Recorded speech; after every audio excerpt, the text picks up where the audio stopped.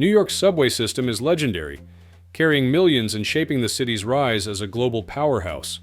Yet one line has long been known as New York's ghost project for nearly 100 years, the Second Avenue subway. After countless delays and broken promises, construction is finally back on track. Phase 2 of the Second Avenue subway are no longer going to be talked about on a drawing board. This project will finally be offering hope of relief for overcrowded trains that frustrate commuters every day. In today's Great Trainspeed, we'll uncover how this long-awaited project is taking shape and what it means for New York's future. Second Avenue subway is an incredible, important investment. The Second Avenue subway expansion is widely regarded as one of the most ambitious transportation projects New York City has ever undertaken, and the reasons are clear. For decades, the east side of Manhattan has faced severe overcrowding, particularly on the Lexington Avenue line. This single corridor carries more passengers each day than the entire subway networks of cities like Boston or San Francisco, emphasizing just how critical relief has been.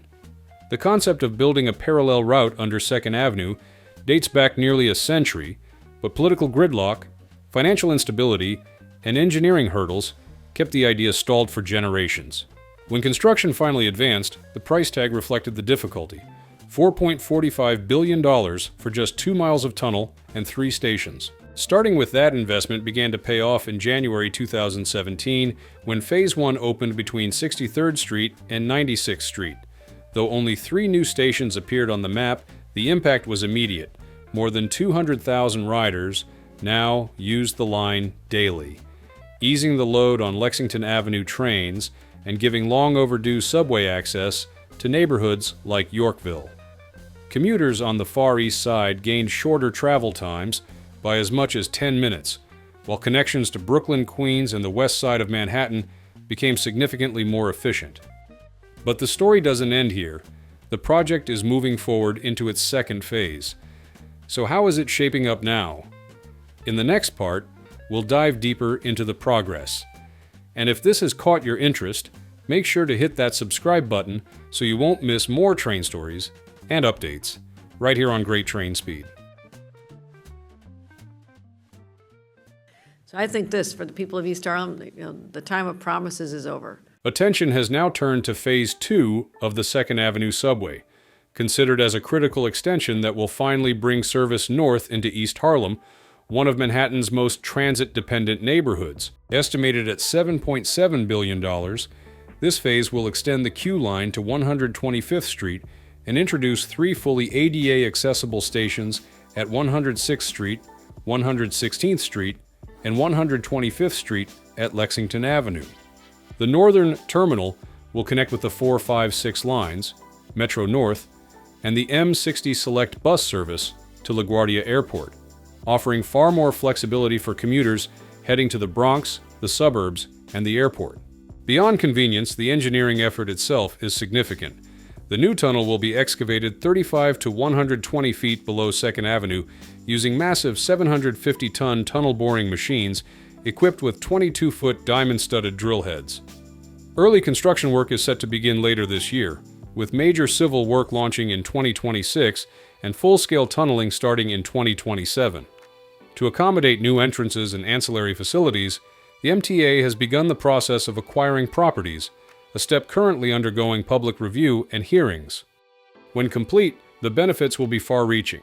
Daily ridership across Phases 1 and 2 combined is projected to reach 300,000. East Harlem residents, many of whom currently rely on buses or lengthy walks to reach the subway, will gain direct access to the system, saving some passengers as much as 20 minutes per trip.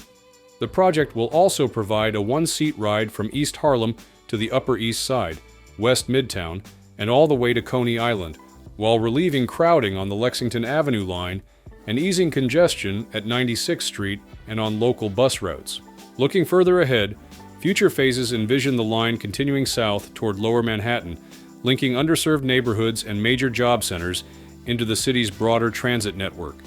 Together, these efforts mark one of the most transformative undertakings in New York's modern transit history. We're about to approve a $2 billion contract. As part of efforts to accelerate the long-awaited 2nd Avenue subway expansion, the MTA took a major step on August 19, 2025, by awarding the tunnel boring contract for Phase 2.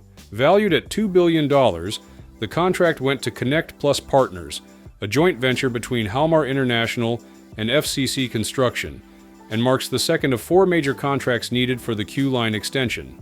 According to the MTA, the project stands out nationally, projected to deliver the lowest cost per rider of any active heavy rail project in the United States. Government leaders highlighted the significance of the milestone. Governor Kathy Hochul emphasized that it's been a century since the people of East Harlem were promised the new subway they deserve, and we are finally getting it done, highlighting how the line will serve over 100,000 daily riders and bring long-promised access to one of the city's most transit-reliant neighborhoods.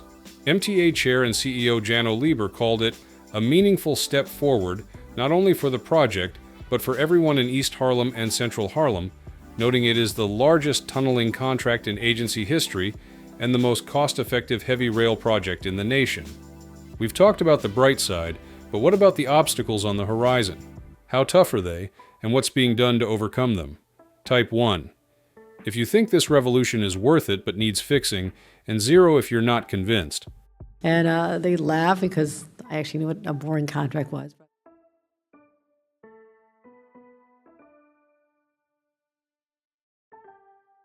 Of course, the 2nd Avenue subway project is not without its challenges. Escalating costs, construction delays, and persistent questions about funding have fueled criticism, with estimates for the remaining phases projected to climb beyond $20 billion. These concerns are not new. Since its earliest proposals, the project has been haunted by financial strain and shifting political priorities. Even today, the scale of investment needed raises difficult questions about how best to allocate public resources in a city with countless competing needs. In that sense, the 2nd Avenue subway mirrors the character of New York itself, a city with delayed, debated, and doubted, yet always moving forward. To deliver Phase 2 more effectively, the MTA has incorporated lessons learned from Phase 1. A major focus is on tackling utility relocation requirements at the outset, reducing the risk of costly surprises later in construction.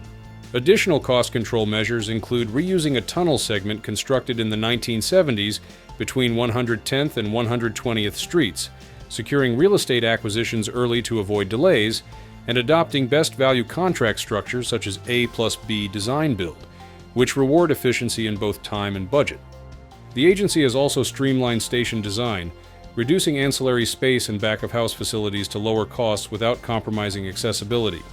Together, these strategies reflect a more disciplined and adaptive approach aimed at ensuring Phase 2 can be delivered better, faster, and more cost-effectively. If successful, they could serve as a model for future phases and even other major transit projects across the United States.